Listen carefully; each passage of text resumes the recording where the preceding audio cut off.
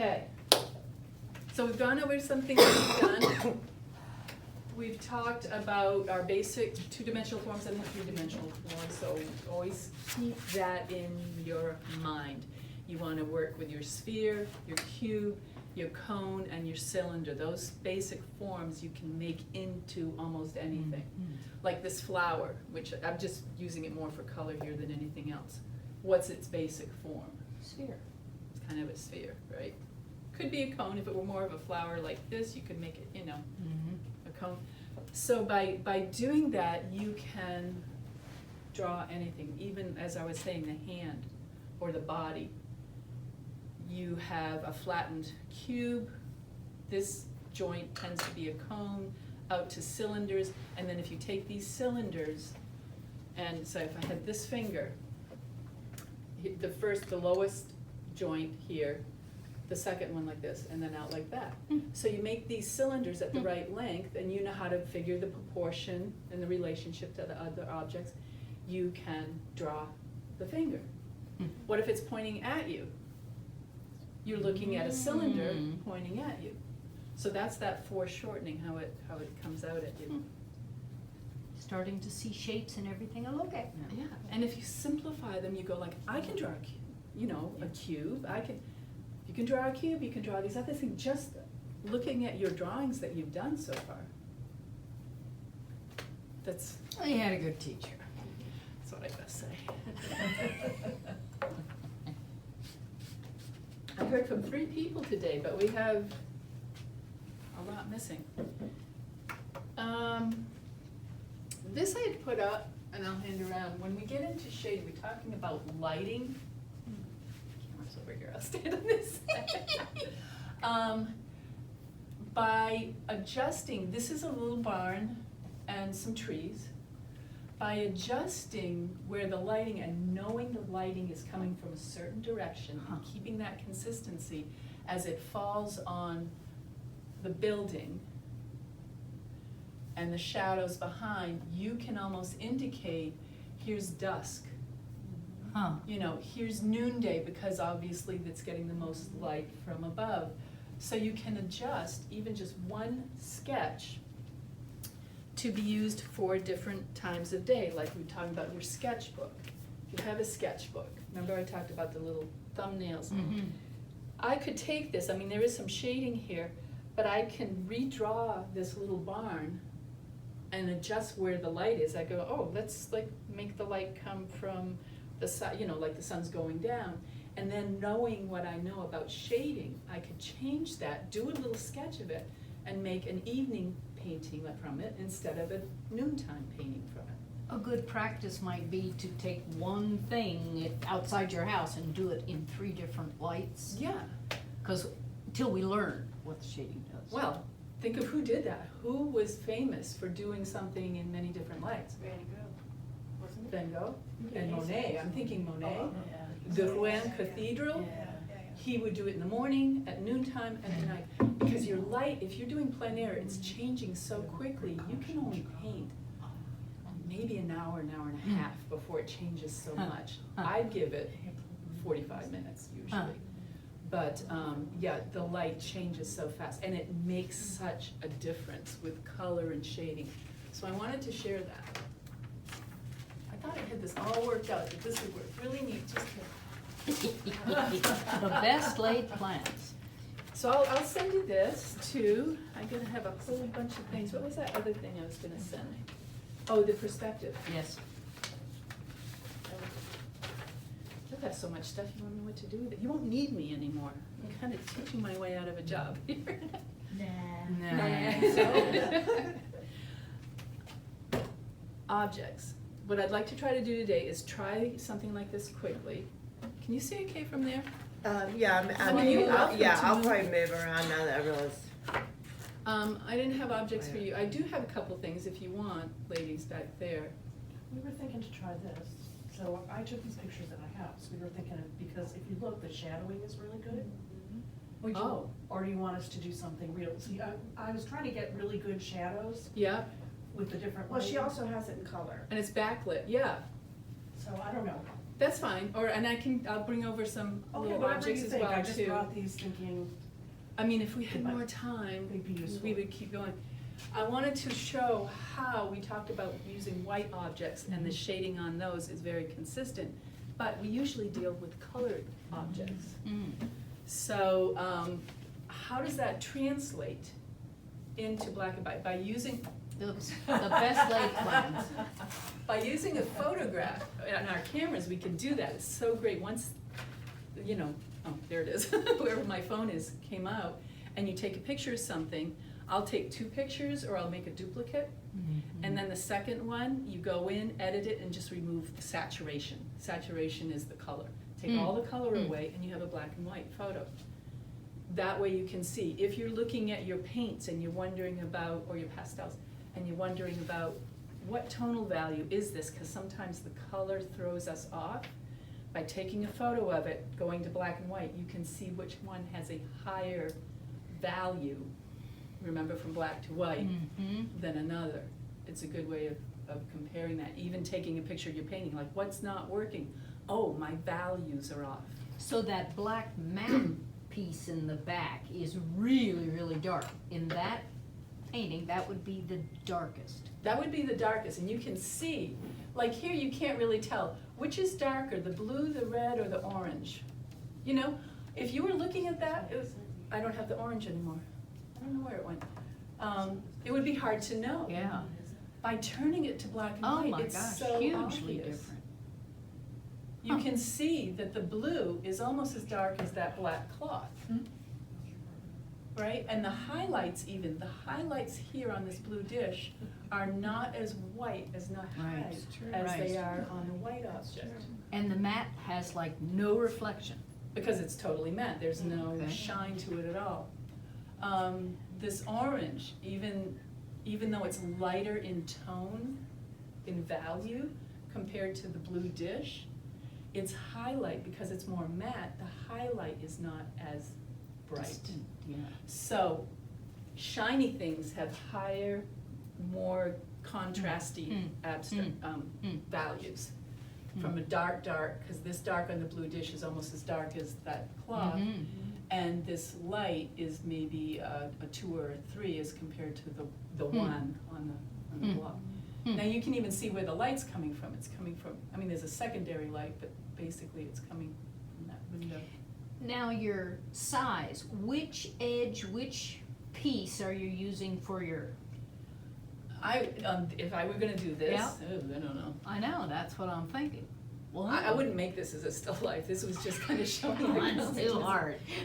I would use the orange, Okay. because it would be easiest to, you know, you measure there's the Yeah. orange. Then the dish is just under 2 oranges, or an orange and a half. And so yeah, those quick measurements. This is a very boring still life. I'm kind of leaving this out because it would be good to put it in there, but then you can't use it as measurement, really. Does that kind of make sense? I mean, Yeah. this Yeah. does help. So, today, I'm just gonna move this here. Looking from my point of view, I mean, it's, you know, you just start, you kind of, I'm always afraid to start. just very lightly. You got it backwards. No, I just, if I'm here and I come over here, it's so Completely different. different. So I'm gonna imagine what I'm doing. My ball here is about the size of the base of this. This is a little, again, see, I'm just like getting ideas here about how it's going around. And at this point, can you see where I'm doing, I'm just kind of doing my little ticks as to how, but I'm taking shortcuts too. I'm doing a lot of the where it touches in my head. Sorry about that. But, so this would be the point where you start, okay, is it right relationship? What is the height of that compared? So there's the height of that would be about there. Probably a little wider. See, so now's the time to make any adjustments that you need to make before you start getting too deeply into it. And you're doing that with a charcoal pencil? I just grabbed a charcoal pencil, you can Okay. do it with a vine charcoal or Yeah. anything. I don't know why oh, I know I picked it up because I was using foot pointing. Matt, I'm gonna set that's my background there. If you come over here, well, then, can you guys, ladies, see that? Not very well, it's not a very good, you're gonna draw something else, right? Yeah, I can do it from here. Because I think I'm gonna use a backdrop. So what I wanna say is go ahead quickly, don't worry too much about your form right now. Let's get something down so that we can play around with our tones of these objects. Tone is different than value? No, tone is valued, sorry. Yeah, just checking. Value, yes, I should. I'm married to a linguist, it's all about words. Yes, well, and when I'm teaching, I try to vary it because it gets boring otherwise. Yeah, but you confuse the accountants. Linguist, what is, I taught English for 4 years, I taught French These and romance Spanish. languages. I taught French and Spanish, because I couldn't get a job as an art teacher. Ah, that's a shame. No, I finally did, I mean, I did, thank God I finally did, and I transformed the class, but, so go ahead, try to put it down. Oh, I forgot, I'm sorry.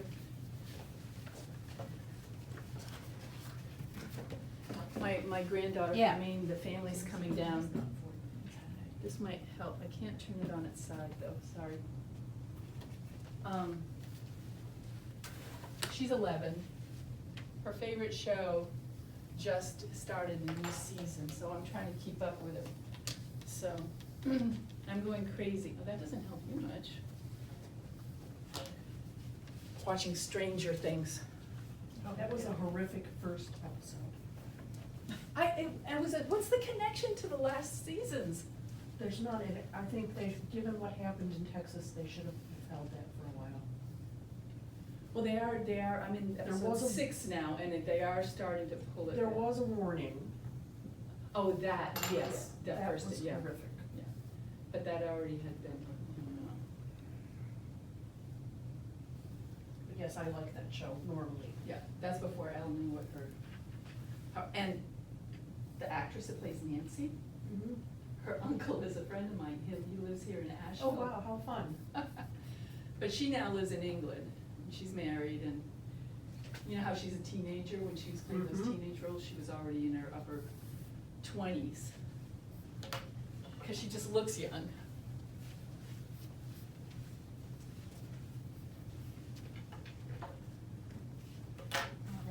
And try to relax.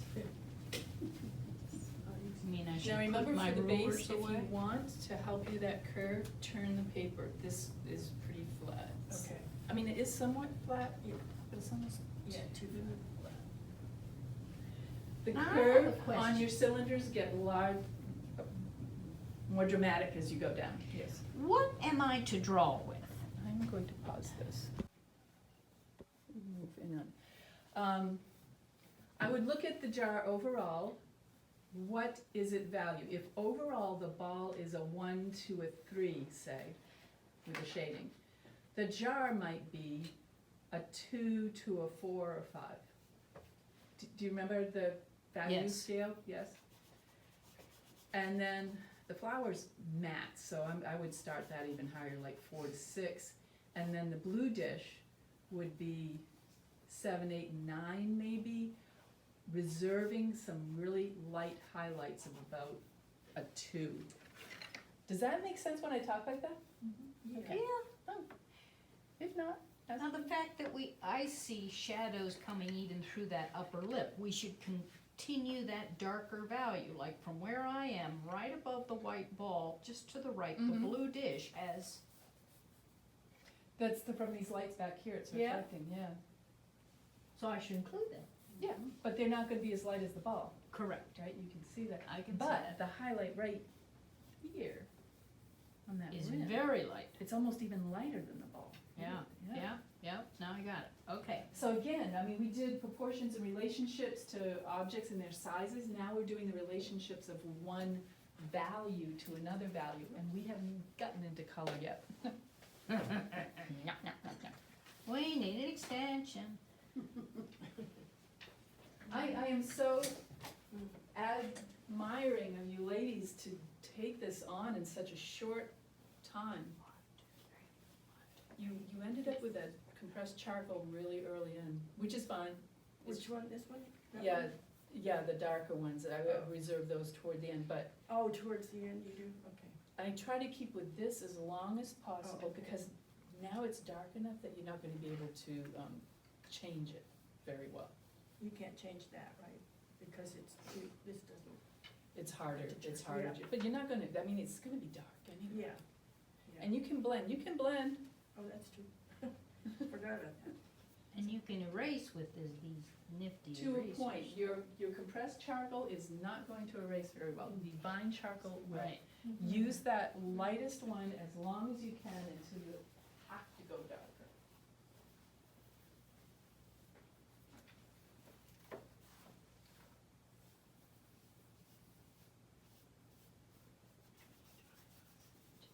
I'm doing this again. It's too big. Oh, shit. I love your sailor mouth. But that's, our mind tries to fix what we're seeing. But sometimes what we see, especially in photographs, is deceptive. Photographs can be deceptive, so then you have to balance between what my knowledge is of how painting and drawing work as opposed to what I'm seeing. Seeing is primary until it's not gonna work. What I see the other day, some wonderful artist did a painting with trees. And here's her paper, and she's drawing the trees, and the trees are going like this, and it made a really interesting painting, the way they were curved in. But they were curved in because she was using a wide angle lens. And it made a nice design for her, but if she wanted to make it look more realistic, she would have had to straighten those trees out.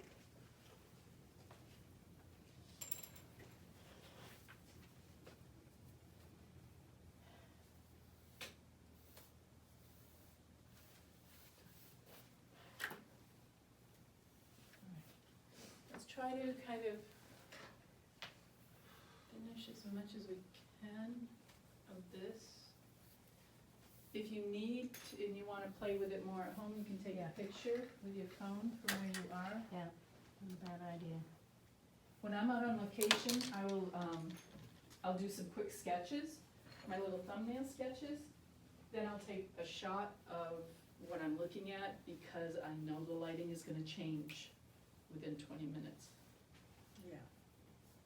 Gotta work fast. Yes.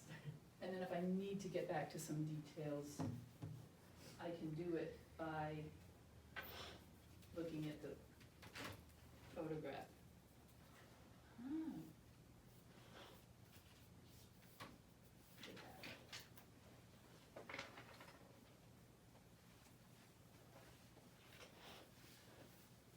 And did you all bring like your own something to work from, too, a photo or something? I mean, unless you wanna keep drawing this ugly little still life.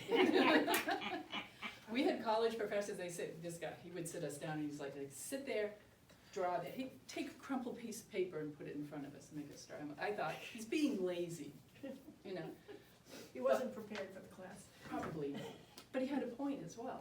Yeah. Because you should be able to draw or paint anything and make it look like Artistic. Artistic, yeah. That's what we are, we're the magicians.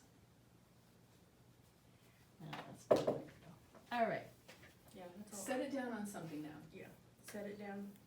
Remember how we used the corner last week of shading? Oh, you mean what it's sitting on? yeah. Yes, like if you're gonna do, here's a jar, the shadow around it, remember follow and curve that hand to, so you have a nice large background. Because, let me see. Look at your drawing, see if you have, let's say the ball should be around a 2. Is it around a 2 in your drawing? The yellow jar, about a 3 or a 4. A hint of the flower without details, maybe 5. And then the blue bowl should be maybe an 8. And then the cloth it's sitting on should be a 9, at least. Maybe not totally black, but it should be dark. So if you get those values into your drawing, it's gonna feel pretty solid. Watch your tick marks where it's coming up. It's a little darker than this, so I'd say about a 4. Right now, this is almost the same value as Okay. the ball. So you could just kind of gently bring that all down. Just, This one? right? Because it's a little deeper.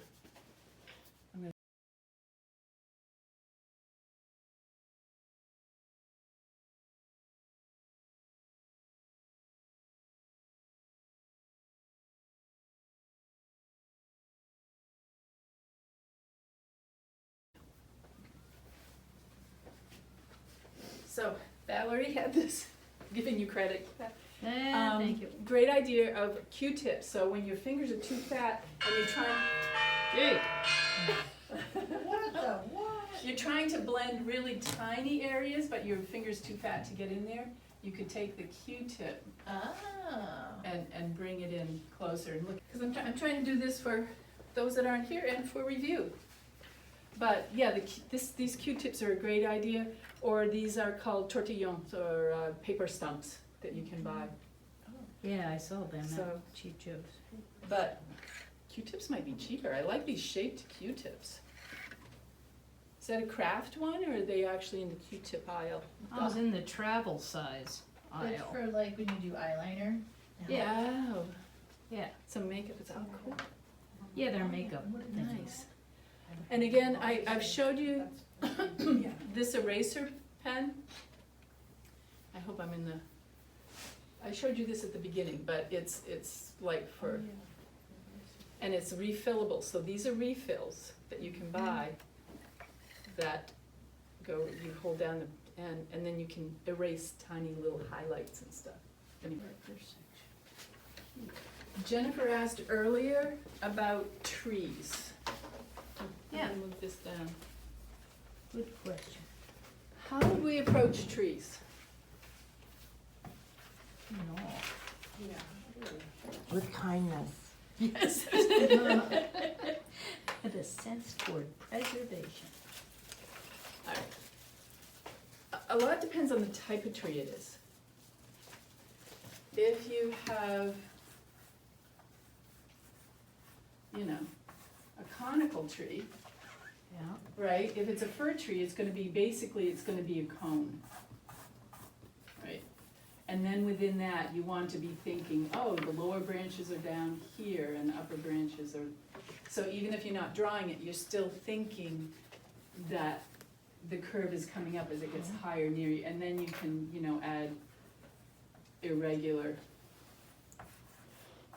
drawings to the outside. The other thing with trees is, if you are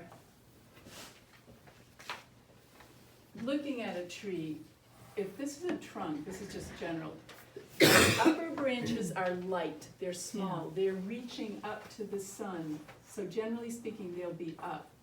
As they get larger, the weight starts to pull them down, Oh, but the I never tips thought about still that. reach up just a little bit.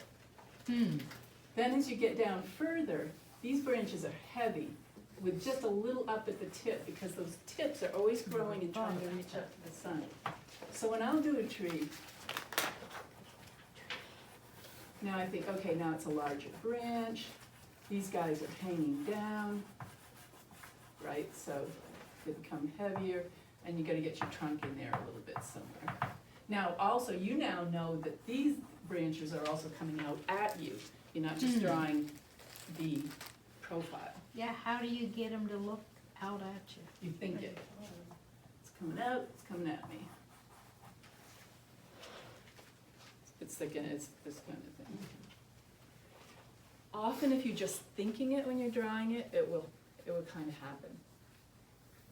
So would you recommend we start working from real or from photographs for a while until we get these concepts? My recommendation is always from life first, but if you can't, then use photographs. And some people aren't comfortable from life. Now, your type of trees, what if we have, see, I do still stand in front of my, if we have an elm tree. Elm trees are fan-shaped. The trunk comes up, and they tend to be fan-shaped. So you're gonna be thinking, the trunk is gonna be a cylinder, long, thin cylinder, and the branches are gonna be taking on a hemisphere shape. So you're gonna be thinking, this up here is basically a hemisphere, right? You've got your sphere, just the top of it. So if the light's coming this way, you're going to have, you know, the branches and leaves on this side are gonna be lighter, and down under here, there's gonna be some cast shadows underneath. And nature things are always irregular. They're never the same. Trying to draw every little leaf is going to drive you crazy. Look artificial. Oak trees here, your oak trees here are different than up north. They're a different type of oak. The branches go out a lot. Kind of like, and then, so the overall part of the tree, again, is kind of another hemisphere, but it's a wider and fatter. So think about the general overall shape of the tree, kind of a hemisphere. Then within that, you've got not every section, but every now and then some sections that are like, okay, this branch is coming out and it's kind of like another little, what is that shape? Well, maybe another little hemisphere coming out. And define a few spots. I'm thinking here, a little hemisphere here, a little hemisphere there, you know? And define a few spots, but don't try to do all of them. And then if you want, close up, you could have a branch coming off with, and indicate maybe a couple leaves, if you wanted to, but irregular, and simplify. So start with the larger forms down to the smaller forms. Does that help? Yeah. The tree that I was looking at, though, it didn't really have any form in that picture. It's one of the ones you sent us. It was very dark in behind it. It just, Yeah, this is looks like a little maple tree or something, so it's almost like a whole little sphere. yeah, But it is hard because of what's in behind it. You can leave it out. yeah. Well, Now they have phones that you can edit out the background. Here's I want to get in the picture here.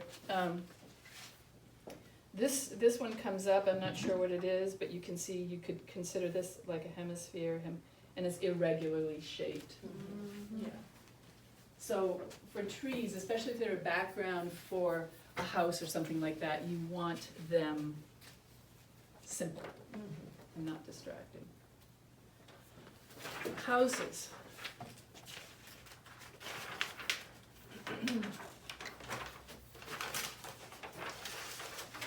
A house is basically here's a cute little house.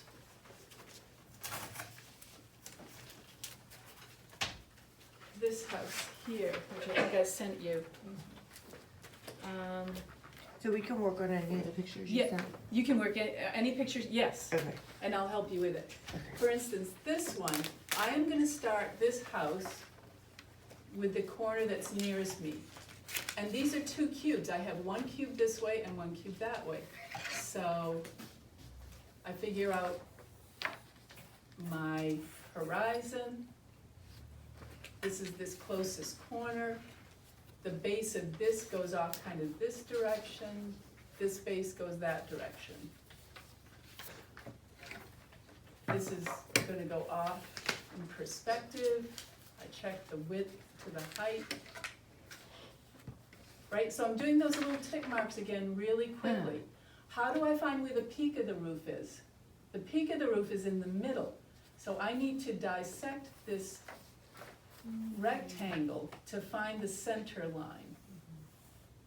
Did you see how I did that? Corner to corner is gonna give me the middle here. I go straight up. That shows me that the roof line goes from there and this. Because they're different angles. It's not gonna be as if it's straight on. It's gonna look a little, this is a little shorter and stuff. Now, this goes off this way, this, and it's going off in perspective, because my vanishing points are way out here. So just kind of getting that in quickly, boy, that's horrible. It's usually my first reaction. Now I have this other little cube off the side here, so I kind of ignore this, but it starts at the corner here where they join there. This goes off into that direction. This is that front corner here. There's a bush in front of this, so I have to imagine going through it.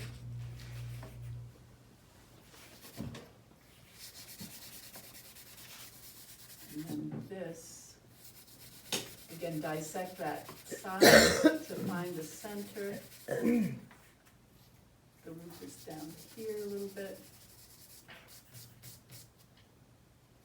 And coming off there. So, just very generally speaking, I have the three-dimensional shape of this house. Because I put it into 2 cubes. I know how to do 2 cubes. I drew one, I drew the other, oops, that shouldn't come down there. Right? I've left off the porch right now, I wasn't gonna do that.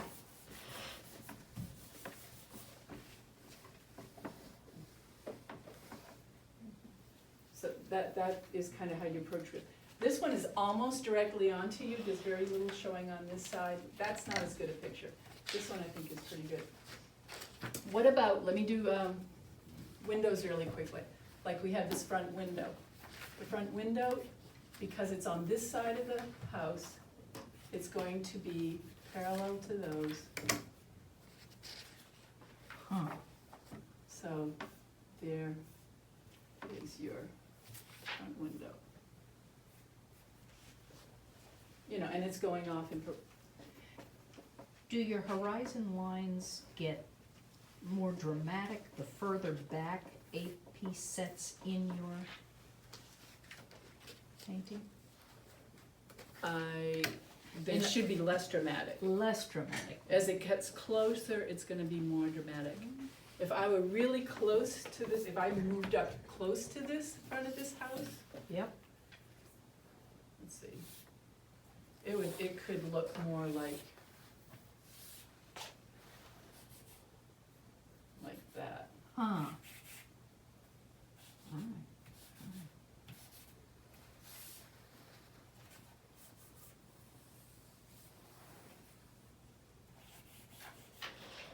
I kind of got carried away, but. Understood, understood. Huh.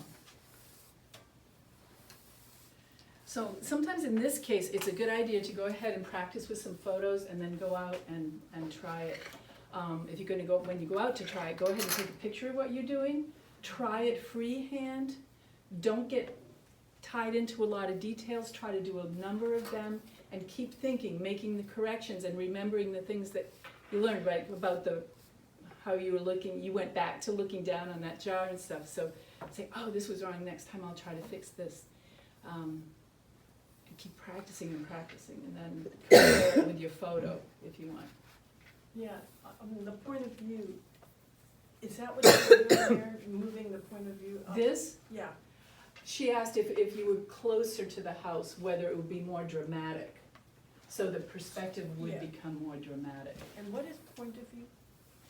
Point of view is what you're looking at. Hush. And that changes whether you're looking down on something or up on something, if you're standing close to it, if you're standing far away. Yeah, like my point of view here is like that, and for you It's gonna be Change. different, and that's why I have to come around to where Yeah. you are to see how you guys are seeing it. So, go ahead and try something to your little heart's desire, and I will try to come around and check.